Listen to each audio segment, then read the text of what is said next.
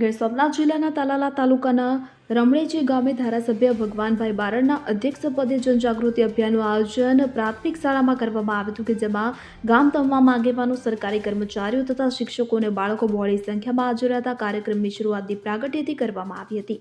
બાદમાં પર્યાવરણને ધ્યાનમાં રાખીને લોકોમાં જાગૃતિ આવે તેવા હેતુથી બનાવવામાં આવેલ વિડીયો કે જેમાં પ્રાકૃતિક ખેતી, વોટર હાર્વેસ્ટિંગ, સ્વચ્છતા અભિયાન, વૃક્ષારોપણ, વ્યસન મુક્તિ જેવા મુદ્દાઓ સામેલ હતા. તો LED સ્ક્રીન પર દર્શાવવામાં આવ્યું હતું. ત્યારબાદ ધારાસભ્ય દ્વારા ઉપસ્થિત લોકો તેમજ બાળકોને પોતાના અનુભવ અને આવનારા સમયની જરૂરિયાત સાથે પર્યાવરણ બચાવવાની બાબતોને કેન્દ્રમાં રાખી સંવાદ કર્યો હતો. બાળકોને આ બાબતે વિવિધ સંકલ્પ લેવડાવ્યા હતા. બાદમાં ગામના આંગણવાડી નંબર 3ના બહેનોનું તેમજ શાળાનું ધારાસભ્યની હસ્તે શિલ્ડ આપી સન્માન કરાતું. આંગણવાડી તેમજ શાળાને શૈક્ષણિક કીટનું વિતરણ કરવામાં આવ્યું હતું.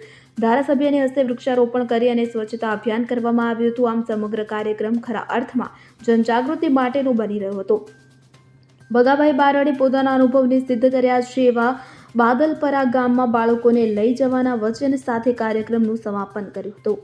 જગદીશ અધિરવયુ સાથે CN24 ન્યૂઝ તાલાલા.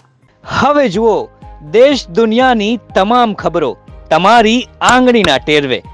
ઉઠાવો મોબાઈલ અને Google Play Store પરથી ડાઉનલોડ કરો અમારી CN24 ન્યૂઝ મોબાઈલ એપ.